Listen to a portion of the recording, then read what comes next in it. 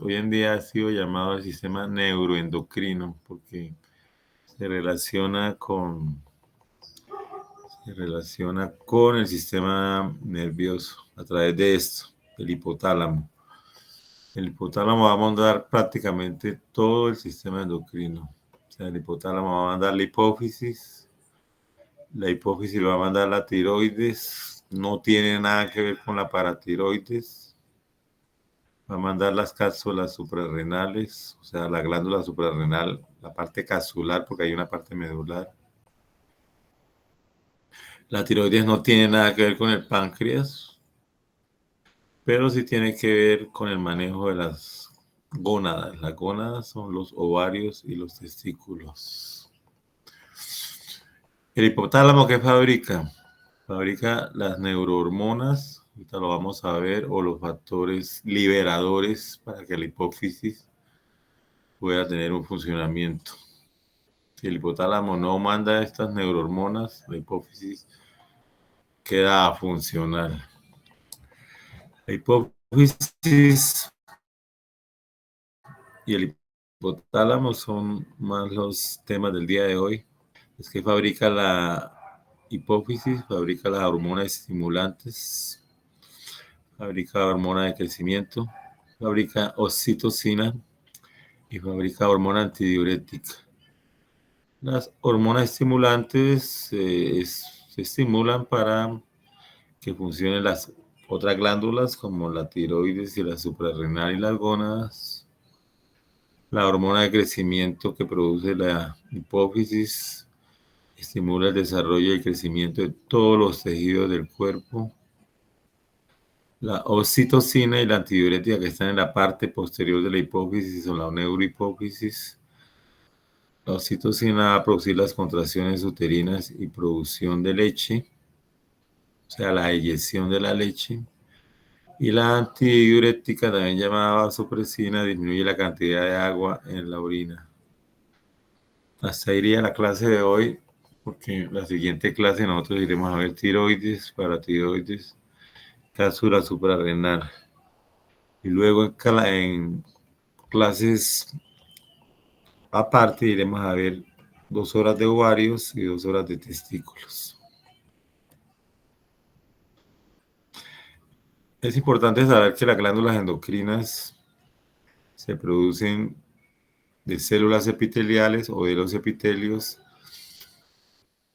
invaginan la membrana basal y forman conglomerados adentro, pierden las comunicaciones con el epitelio, conductos excretores, les salen capilares y ellas secretan hacia esos capilares, por eso se llaman glándulas de secreción interna. Las exocrinas son glándulas de secreción externa. Sin embargo, el concepto de glándula ha sido relevado con el tiempo porque nos hemos dado cuenta que muchos órganos que no eran considerados glándulas producen hormonas. Por lo menos tenemos el tejido adiposo que produce leptina y estrógenos. La leptina tiene que ver con el apetito. El corazón produce hormonas como el péptido natriurético auricular y el péptido natriurético cerebral. Y otros órganos que no eran considerados glándulas endocrinas también producen hormonas tales como la médula ósea, que produce por lo menos trombopoyetina. Igualmente hablamos del timo, que producía timina. Y así podemos ver nosotros cómo estas hormonas que se producen por las glándulas endocrinas, por lo menos aquí tenemos la hormona de crecimiento en su estructura cuaternaria. Estas hormonas siempre, las glándulas toman sus materias primas de sangre y las envían a la sangre nuevamente para que busquen un órgano blanco. El riñón también, a pesar de ser un órgano tan complejo y que depura la sangre, también va a producir hormonas. Va a producir eritropoyetina que estimula la médula ósea por medio de la interleucina 3 y la interleucina 6. Va a producir también renina que entra a un eje que se llama el eje renina-angiotensina-aldosterona y va a terminar produciendo tanto aldosterona que retiene agua en el túbulo distal y va a producir la eritropoyetina que pues ya hablamos, antianémica. Personas que sufren de anemia generalmente tienen por 10, un número 10 por debajo de 10 el hematohemoglobina y necesitan que se les apliquen inyecciones de eritropoyetina. La renina y la eritropoyetina son hormonas producidas por el riñón, se considera como glándula endocrina, pero pues lo estudiamos más como sistema excretor.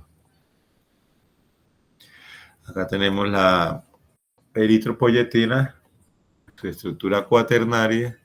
Entonces sabemos que va a aumentar la cantidad de eritrocitos circulantes y mejorar los estados de anemia. Fórmula química.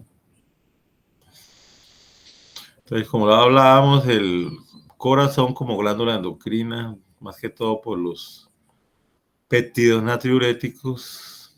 Pues, les puedo dejar esta tabla ahí para que ustedes la miren y la repasen acerca de la función endocrina del corazón.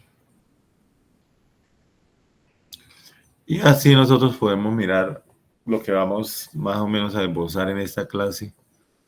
Entonces, si miramos las glándulas que quedan dentro del sistema nervioso central, tenemos la glándula pineal,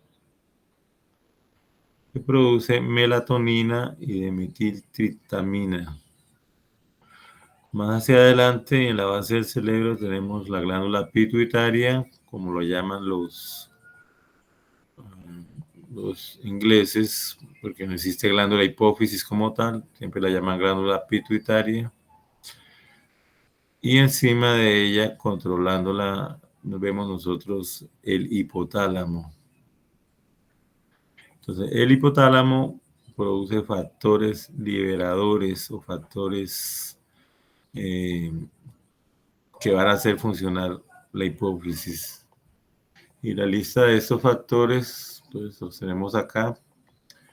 Tenemos la hormona liberadora de tirotropina, que va a actuar en la tiroides para que la tiroides produzca la T3 y la T4, que son las hormonas tiroideas. Tenemos la dopamina que inhibe la producción de leche. Ya cuando la madre ya no va a lactar más o ya han pasado los meses de la lactancia, la dopamina inhibe las células que producen leche y entonces se produce el destete. La hormona liberadora de somatotropina también se produce en el hipotálamo. Somatotropina es la hormona de crecimiento. Esta hormona liberadora, algunos libros lo llaman factores. Factor liberador de somatotropina se produce durante toda la vida, ya que durante toda la vida estamos creciendo y haciendo mitosis constantemente. La somatostatina, que ya tiene que ver con liberación del páncreas, del sistema digestivo. Las hormonas liberadoras de gonadotropina, que son hormonas que van a hacer que la hipófisis secrete gonadotropina, su nombre lo dice, de gónadas. Entonces tenemos la FSH y la LH. La FSH en el varón estimula las células de Sertoli y en la mujer la FSH estimula el crecimiento de los folículos. La otra gonadotropina es la LH. La LH en el varón estimula las células de Leydig y las células de Leydig producen entonces la testosterona, la 5-hidroximetiltestosterona, que es el andrógeno más potente. Produce crecimiento muscular, agresividad y fuerza en los hombres. Y la LH me va a producir la ovulación en la mujer, exactamente la mitad del ciclo menstrual. La LH sufre un pico máximo y este pico máximo aumenta la tensión dentro de los folículos, el folículo de Gratz, aumenta el edema, haciendo que este se reviente y salga el ovocito secundario. La hormona liberadora de corticotropina va a actuar sobre la corteza suprarrenal, o sea, sobre la capa glomerular, fascicular y reticular para que produzcan sus respectivas hormonas que veremos en la siguiente clase. También acá arriba en el hipotálamo existen unos núcleos que se llaman núcleos supraóptico y paraventricular que van a producir oxitocina y vasopresina. Estas sustancias viajan del hipotálamo a la hipófisis posterior y allá se acumulan como cuerpos de Herring. Si miramos por este lado la diapositiva, entonces sencillamente hace un recuento de la glándula pituitaria, lo que yo dije. Hay una adenohipófisis y hay una neurohipófisis. La adenohipófisis produce la hormona de crecimiento, la hormona estimulante de tiroides, la hormona adrenocorticotropa, la hormona folículo estimulante, la hormona leutinizante y la prolactina. La neurohipófisis, que es la hipófisis nerviosa que se origina del sistema nervioso central por una invaginación del diencéfalo, se va a producir la oxitocina o ADH, la vasopresina, y estas sustancias van a ser almacenadas en la neurohipófisis. Van a ser almacenadas, o sea que la neurohipófisis no produce nada, sino que almacena estas dos sustancias creadas en el hipotálamo, en el núcleo supraóptico y paraventricular. También tenemos la hipófisis media o intermedia. En ella se une la hipófisis anterior y la hipófisis posterior. Y esta hipófisis intermedia produce la hormona estimulante de melanocitos. La hipófisis tiene un origen doble. La adenohipófisis se origina del piso de la boca, de las células epiteliales de la faringe, y se une con la neurohipófisis y forma la hipófisis, pero en la mitad de ellas queda la hipófisis intermedia. O sea, tendríamos adenohipófisis, hipófisis intermedia, hipófisis posterior.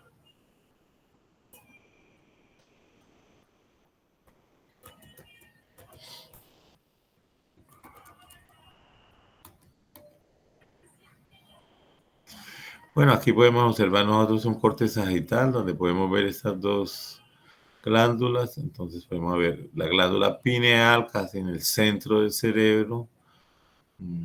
También se conoce como epífisis.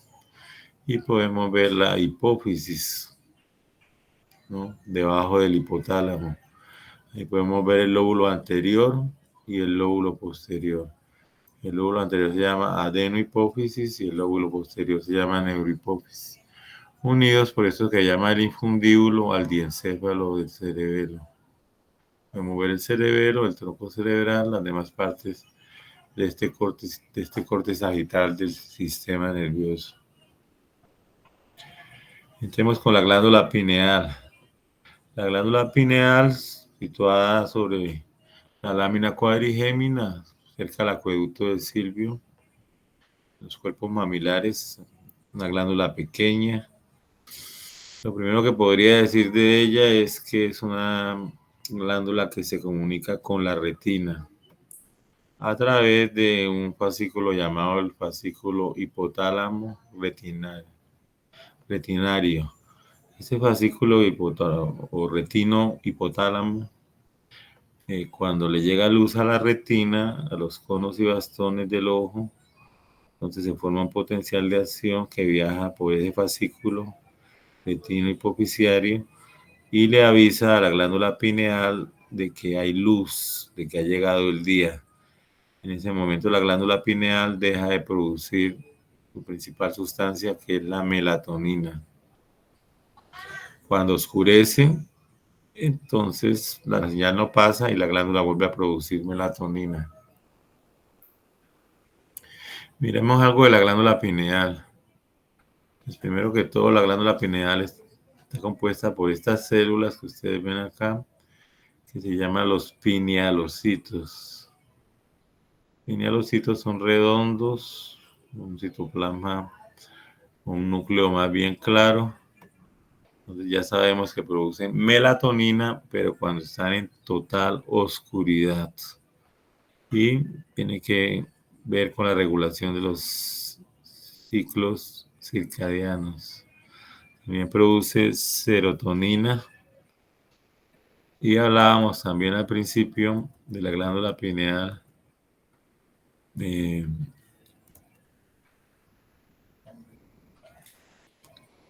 que producía amitriptilina. Amitriptilina es el más potente eh, neurotransmisor para inducir el sueño. Además de ver los pinealocitos en esta glándula que, entre otras cosas, tiene más estudio y más creencias en Oriente, por lo menos en la India y en los países que practican el budismo, la ven como el tercer ojo. El nombre de pineal se le da porque tiene forma de piñuelo, o sea, semilla de pino. Además de los pinealocitos cuando van envejeciendo se van tornando más oscuros, se van calcificando, por lo cual se les dice que están como en arenilla o forman arenilla cerebral. La arenilla confluye y forma estos cuerpos más grandes llamados acérbulos cerebrales, que son calcificaciones que a veces se ven como en forma concéntrica y que aumentan con el envejecimiento de la glándula. Igualmente tenemos capilares continuos rodeándola. Tenemos unas células que le sirven de soporte, que son las células intersticiales. Entonces, las células del intersticio son astrocitos modificados que van a asistir a los pinealocitos en sus funciones. Esta glándula tiene actualmente intenso estudio por parte de la investigación contemporánea, ya que en ella se puede encontrar el problema al insomnio. Pero la principal función que tiene son los ciclos circadianos, la regulación de estos ciclos. Aquí podemos ver en la disección, podemos ver el cerebelo, podemos ver el cuarto ventrículo y podemos ver el lugar donde se encuentra la glándula pineal, ¿sí? Pues otras partes que se han visto, como el esplenio del cuerpo calloso, la fisura del cíngulo, todas las partes que conforman el hemisferio cerebral, el tálamo, el septum pelúcido, etc.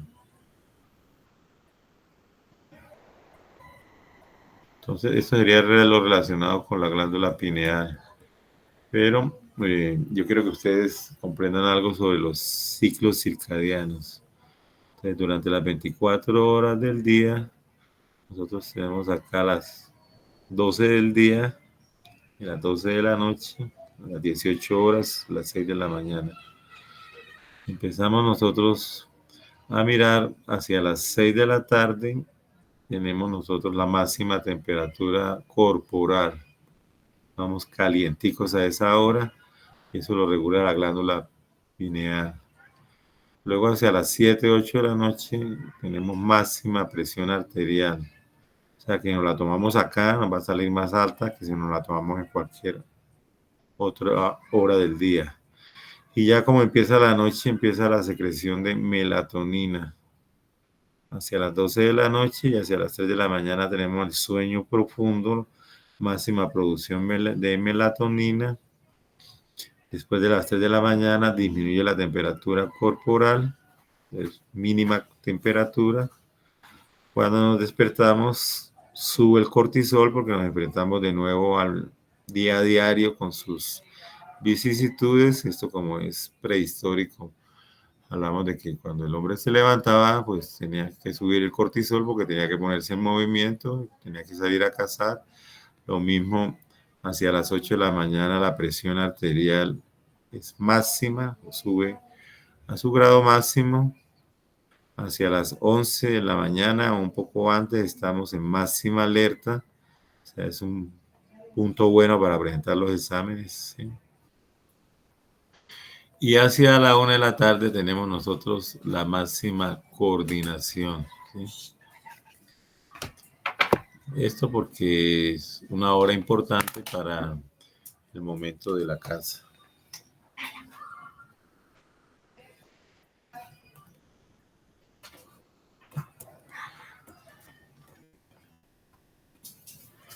Entonces ustedes pueden ver ahí, eso es lo que se relaciona con los ciclos circadianos. ¿Alguna pregunta hasta el momento?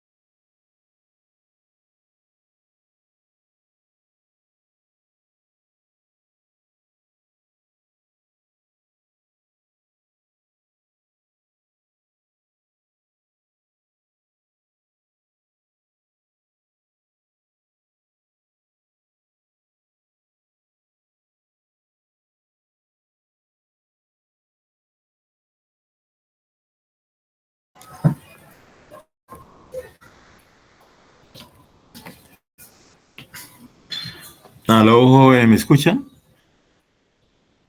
Sí, señor, sí, sí. Aló. Sí, señor Señor. doctor, sí se le escucha. Bueno, muchas gracias. Digamos acá, ¿sí?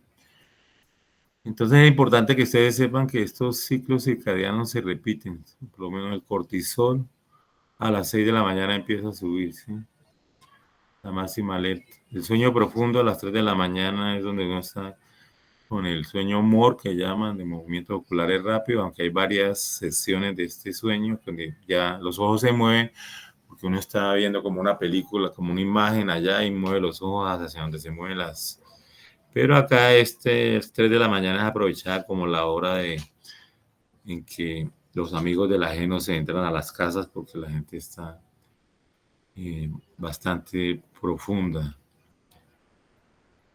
Acuérdense que cuando sale la luz del sol, el fascículo retino hipotalámico le avisa a la glándula, o sea, a los pinealocitos, que ha salido el sol, que es de día, y la glándula deja de producir melatonina. Cuando uno empieza a tomar sueño, a sentir algo de sueño, es que la glándula empieza a producir melatonina. Estamos hablando de 300.000 millones de años de evolución en este ciclo. La luz eléctrica fue inventada hace 120 años, o sea que interfiere mucho con eso también, ¿no?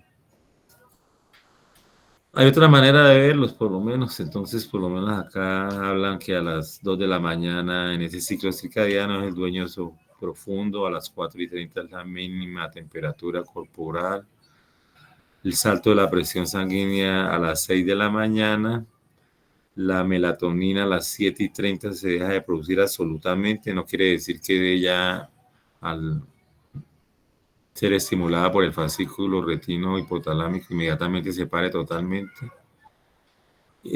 Los movimientos intestinales también empiezan a las 8:30 porque se sobreentiende que a esa hora usted ha desayunado. Máxima secreción de testosterona a las 9 de la mañana, lo que hablaba, máxima alerta también, porque a estas horas podemos estar cazando animales o estando en un estado de, como lo dice su nombre, para poder tener éxito. Y no como hacia las 12 como nosotros, la máxima coordinación es hacia las 14:30, que está acompañada de una máxima velocidad de respuesta.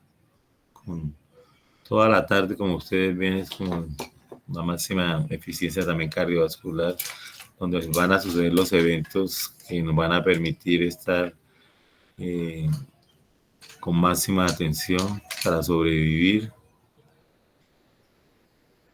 Y así ustedes ven cómo los ciclos circadianos se van repitiendo. El ciclo circadiano más es el sueño, lo que llama sueño vigilia, sería como el más conocido de todos. Entonces pasamos ahora a la hipófisis. Entonces observamos nosotros que la hipófisis se forma de esta parte azul, que es el diencéfalo. El diencéfalo tiene una evaginación hacia la parte interna, hacia abajo, que se llama la hipófisis posterior. Y a la vez acá del piso de la boca se está formando esto, todavía no se ha pegado, se llama la bolsa de Raquet. Ella se va viniendo hacia acá y se pega con la neurohipófisis, quedando en el sitio donde se pega el quiste de Raquet o la hipófisis intermedia. Y esta que tenemos acá se llama la adenohipófisis. Si nosotros nos acordamos, sabemos que en el hipotálamo, o sea, acá arriba, se producen los factores liberadores de todas las hormonas que va a producir la adenohipófisis. Hay liberadores y hay inhibidores, como ya se los había notado.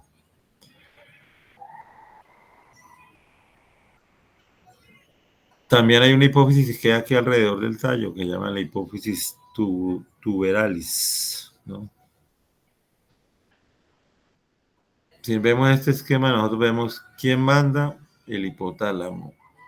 ¿Quién obedece? La hipófisis. Y esta obediencia de la hipófisis produce hormonas que van a las glándulas endocrinas, tiroides, suprarrenal, ovarios y testículos sobre todo. ¿Dónde están las células blancas? Si el daño se produce porque no están produciendo estas glándulas, es un glándulo endocrino, un daño endocrino primario. Si el daño se produce porque el hipófisis no produce para estimular la glándula, se llama un daño endocrino secundario.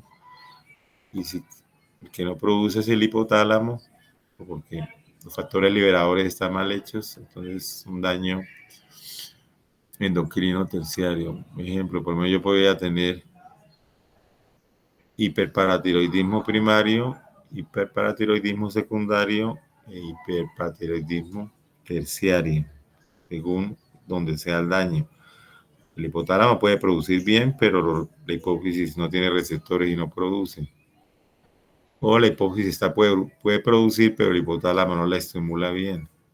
O estos dos están produciendo bien, el hipotálamo y la hipófisis, pero no me van a estimular las glándulas endocrinas anteriormente nombradas, sus células blancas. ¿Sí? Se habla de una hormona A, una hormona B y una hormona C. Aquí observamos la hipófisis nuevamente, entonces observamos la hipófisis posterior, la hipófisis anterior, la hipófisis intermedia, bueno, la hipófisis tuberalis, que casi no la nombran en los libros. Pero este esquema es para nombrarnos a nosotros el sistema porta hipofisiario. El sistema porta hipofisiario participan las arterias hipofisiarias inferiores y superiores y las venas hipofisiarias. ¿Cuál es la importancia de este sistema? La importancia radica en que los factores liberadores del hipotálamo son neuronas, se llaman parvoneuronas, neuronas más bien pequeñas, y ellas, como cualquier neurona, fabrican su contenido en el soma, sus factores liberadores, ya los nombramos, factor liberador de crecimiento, factor liberador de prolactina, factor liberador de gonadotropinas u hormonas, como lo llaman ahí, y viajan por ahorita lo vamos a ver en otra, viajan por el axón y se depositan acá, pero yo los necesito es acá, porque acá están las células de la hipófisis que van a recibir la información. Entonces, los factores liberadores se liberan acá y se meten a estas venitas y pasan hacia acá y llegan directamente a las células. Entonces, no es una secreción endocrina, es una secreción paracrina porque está cerca de las está cerca de las células que están en la adenohipófisis. Y esto que podemos, o nosotros podemos ver aquí, se llama el sistema porta-hipofisiario. Porque si yo saco los factores liberadores y los mando a la sangre, ellos se diluyen en toda la sangre y no me van a ser efectivos en los receptores de las células de la adenohipófisis, que todavía no las he nombrado. En la neurohipófisis sucede lo mismo, pero en la neurohipófisis sí, los núcleos paraópticos y supraventricular mandan sus axones directamente a la neurohipófisis y ahí se acumulan sus productos que son la oxitocina y la ADH. Tenemos aquí la adenohipófisis, o sea, la hipófisis anterior. Pero antes de eso quiero llevarlos a este corte. Este es un corte transversal de la hipófisis.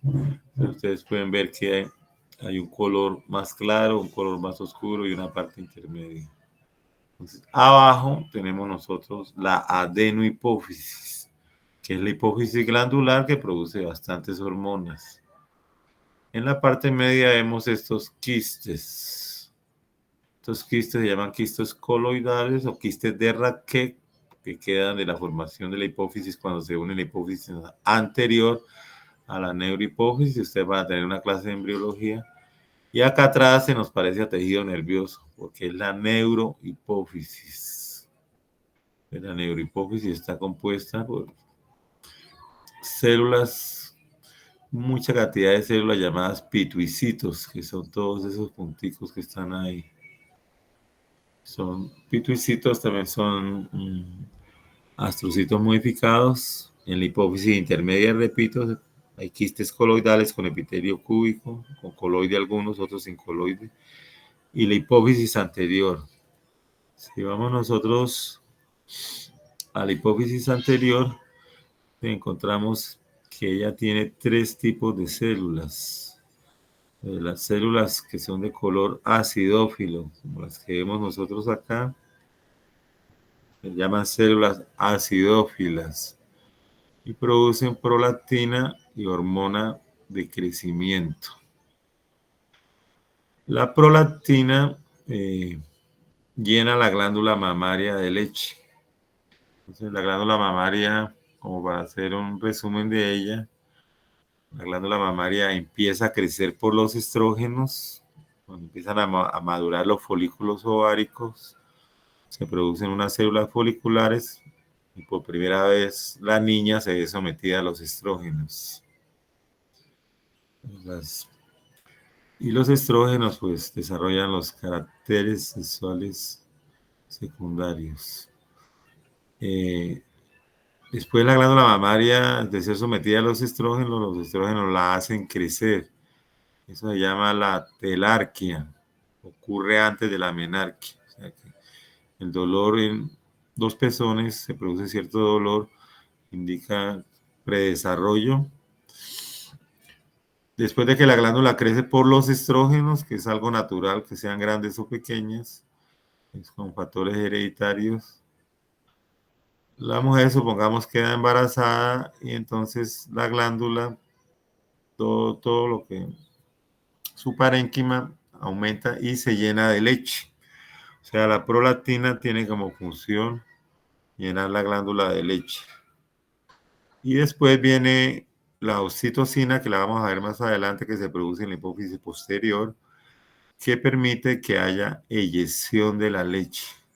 Entonces, los estrógenos la hacen crecer, la prolactina la llena de leche para la lactancia materna y la oxitocina hace que se produzca la eyección. Acuérdese que sin la eyección no hay alimentación del feto, del bebé.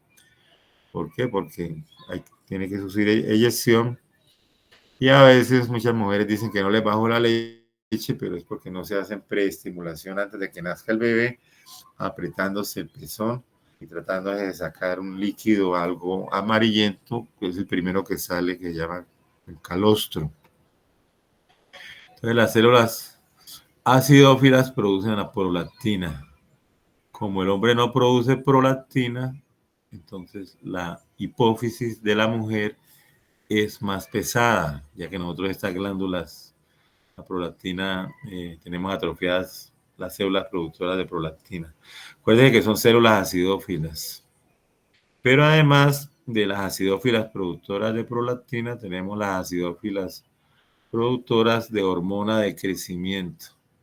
Esta hormona de crecimiento actúa sobre todas las células, aumenta el número de mitosis cuando estamos más jóvenes, el número de mitosis es más rápido, nos hace crecer tanto a lo alto como a lo ancho.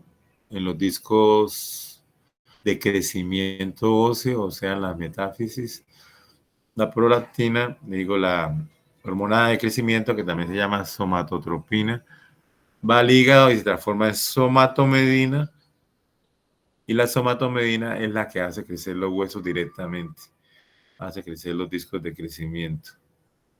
Entonces, a pesar de ser células acidófilas y ser iguales en el punto de vista histológico, unas producen prolactina y otras producen hormona de crecimiento.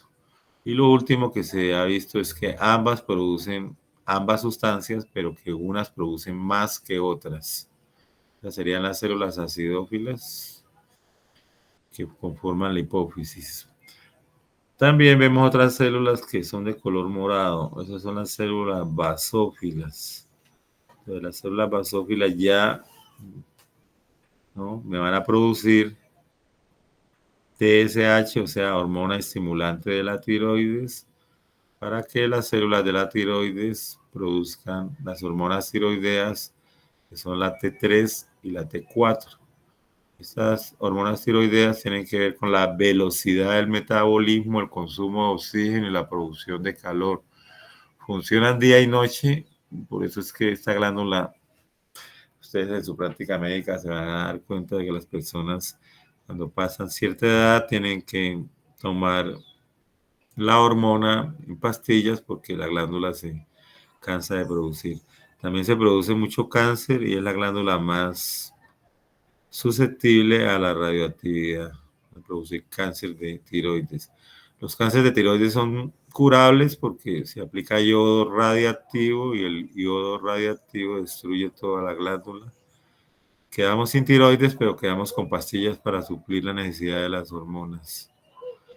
Además de producir TSH, las células basófilas también producen ACTH, que es la adrenocorticotropina o la hormona adrenocorticotropina, que va a estimular la glándula suprarrenal. La glándula tiene dos partes, la corteza suprarrenal y la médula suprarrenal. Entonces estimula la corteza suprarrenal, o sea, la capa glomerular, la capa fascicular y la capa reticular. Cada una de esas capas va a producir unas sustancias específicas. La glomerular produce aldosterona, la fascicular produce cortisol y la reticular produce hormonas masculinas de baja potencia, o sea, andrógenos como la epiandrostenediona. Eso sería lo que producen las células basófilas. Entonces, TSH, ACTH, pero viene la gonadotropina. Entonces, producen la FSH y la LH. Ya dijimos para qué servían. Lo repito. La FSH estimula las células de Sertoli que permiten que haya producción de espermatozoides en los túbulos seminíferos. Y la FSH en la mujer estimula la hormona folículo estimulante. La LH en el hombre produce grandes cantidades de testosterona en las células de Leydig. Si hay por lo menos si hay tumores de células de Leydig o hay gran cantidad de células de Leydig, el hombre tiene un gran apetito sexual por tener una gran cantidad de testosterona y esto ha llevado por lo menos a cometer crímenes como violación o pornografía infantil, corrupción de menores, etc. Las células de Leydig se pueden matar o se pueden eliminar con la ciproterona. Esto se llama castración química. También se dice que las células producen MSH y hormona estimulante de los melanocitos y la hormona lipotrófica, pero en menos cantidades. Además de las células acidófilas y basófilas, existen estas células de citoplasma blanco, que se llaman cromófobas. Entonces, las células cromófobas no se conoce su función, aquí vemos otra. No se conoce bien su función, parece que son células acidófilas ya desgastadas o células basófilas ya desgastadas, pero no se ha determinado exactamente para qué sirven. También existen estas células alargaditas que forman una malla tridimensional en toda la adenohipófisis o hipófisis anterior, que es lo que estamos hablando, que se llaman las células folículo estrelladas. Por lo tanto, esta parte de la hipófisis no tiene fibras reticulares para que la sostengan, sino las comunicaciones de esta célula folículo estrellada forman una trama donde se sostienen las células anteriormente nombradas. Me tienen que averiguar de tarea qué porcentaje de la hipófisis son células acidófilas, qué porcentaje son células basófilas, qué porcentaje son células cromófobas y qué cantidad son células folículo estrelladas. También podemos ver unas clases nosotros acá de capilares que llevan la sangre de un lado a otro. Entonces, lo que es más grueso, esto es del sistema porta hipofisiario. Ese sistema porta hipofisiario que lo veíamos acá. Pues cuando hemos cortado acá, esos vasos más gruesos son del sistema porta hipofisiario. Pero cuando nosotros estamos mirando acá, vemos que hay unos más delgados. Estos vasos más delgados pertenecen a los sinusoides de la hipófisis, no confundirlos con el sistema porta hipofisiario. Los sinusoides son capilares tipo 3 con muchos poros, hendiduras entre las células endoteliales que los unen, prácticamente no tienen membrana basal, dejan salir muy fácil su contenido. La mayoría de las glándulas tienen capilares tipo 3. Bueno, creo que ahí me equivoqué. Este es el sistema porta hipofisiario y esto en realidad no son sinusoides, sino son capilares tipo 2. Entonces rectifico, la mayoría de todas estas glándulas endocrinas tienen capilares tipo 2, que quiere decir capilares fenestrados. Estos fenestrados permiten más fácil el intercambio de unas partes, materias primas con la fabricación de las hormonas. Entonces acordémonos que las sustancias que estimulan las células acidófilas y basófilas se producen en el hipotálamo. Se llaman los factores liberadores. Ustedes los repasan, son como 9. Hay factores liberadores y factores inhibidores. Por lo menos la prolactina tiene factor liberador para prolactina y factor inhibidor para prolactina, que es la dopamina. Pero ellos caen acá, en sus axones caen acá, y por el sistema porta hipofisiario van rápidamente y estimulan los receptores de las células acidófilas y basófilas para que no se disminuya su concentración. Les recuerdo que eso es una secreción paracrina. Entonces aquí tenemos hipófisis anterior con las células acidófilas, basófilas y cromófagos, hipófisis intermedia e hipófisis posterior.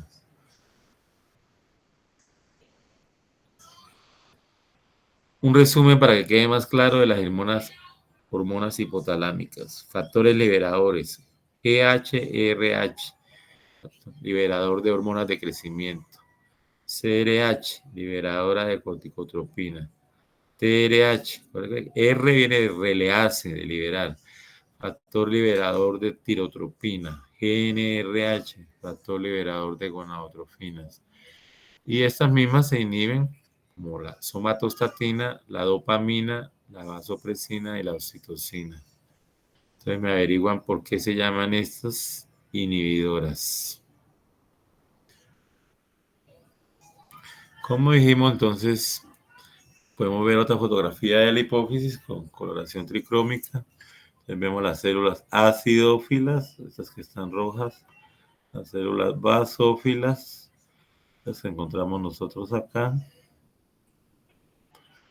las células cromófobas, las que observamos acá, y las células folículo estrelladas, que son células. Miramos a ver si hay de pronto algunos capilares tipo 2. Acuérdense que no son sinusoides, como lo había dicho, no son sinusoides. Capilares tipo 2. Estas coloraciones me permiten a mí observar mejor que estas, porque aquí pues, tengo que fijarme bien en el color rojo o en el color azuloso del citoplasma, mientras que estas están hechas para eso.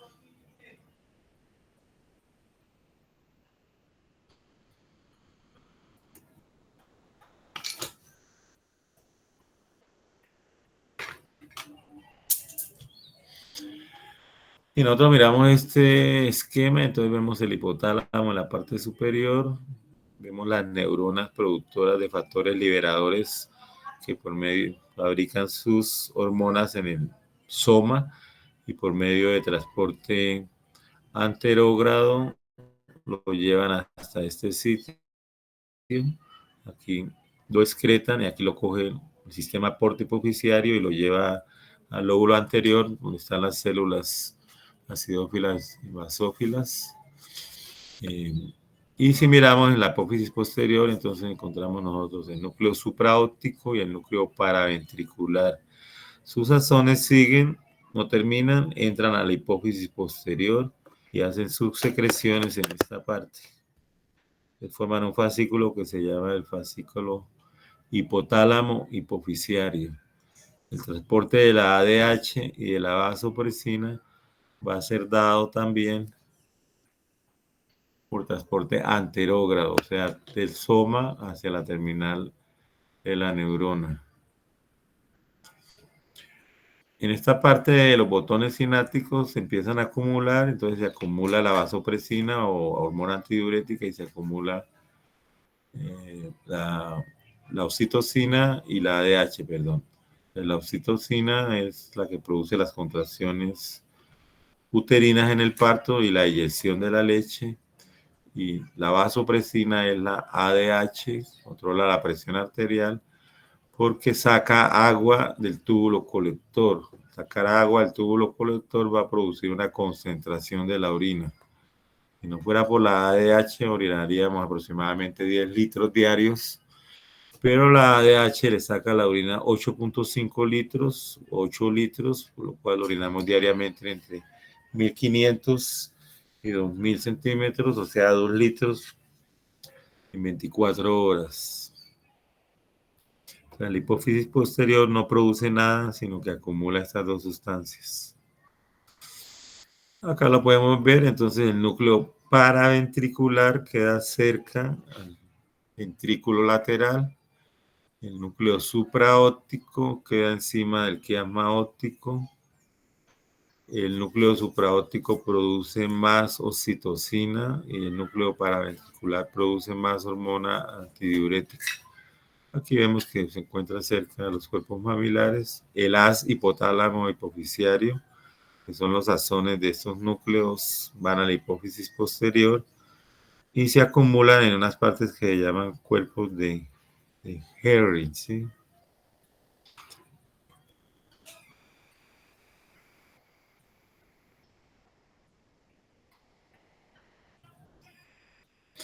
Aquí podemos ver cómo se forma la hipófisis, entonces de acá de la parte de, bueno, dejémoslo hasta acá. Bueno, eso sería más o menos todo lo correspondiente a lo relacionado con el hipotálamo y el eje hipotálamo hipofisiario. Sin embargo, ustedes pueden ver acá que hay un eje, hay varios ejes. Está el eje hipotálamo tiroides, está el eje hipotálamo suprarrenal, está el eje hipotálamo gonadotropinas, que la tiroides no tiene nada que ver con unas células que se encuentran aquí dentro de la tiroides, que son las células C, que producen calcitonina y depositan calcio en los huesos, que la hipófisis no tiene nada que ver tampoco con las glándulas, 4 pequeñas glándulas aquí que llaman las paratiroides. Entonces, las células C y las paratiroides regulan el calcio independientemente del hipotálamo y de la hipófisis. Lo mismo, los islotes pancreáticos no son tampoco controlados por la hipófisis. Y las gónadas, lógicamente, como de los había determinado anteriormente. Entonces, yo creo que con esto y con la lectura que hagamos del libro, podemos dar visto la clase de hipotálamo y hipófisis. Si tienen alguna pregunta, por favor, me la pueden decir. Si no, pues, a ver, los escucho, jóvenes. Cuando por lo menos en la adenohipófisis, la hormona de crecimiento, o sea, la hormona de crecimiento, la somatotropina, actúa mucho, se produce gigantismo. Entonces, el gigantismo puede ser 2, 230, 250. El gigantismo daña las articulaciones, las cuerdas tendinosas del corazón y las personas generalmente mueren jóvenes. Y si no se produce nada de hormona de crecimiento, entonces se produce baja estatura hipofisiaria. Y si no hay nada de células acidófilas, no se produce crecimiento prácticamente en ninguno de los órganos del cuerpo. ¿Alguna pregunta?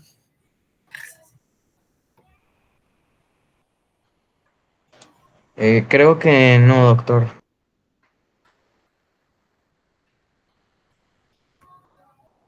No, pues entonces podemos dar por terminada la clase. La clase queda grabada para que la puedan ver posteriormente.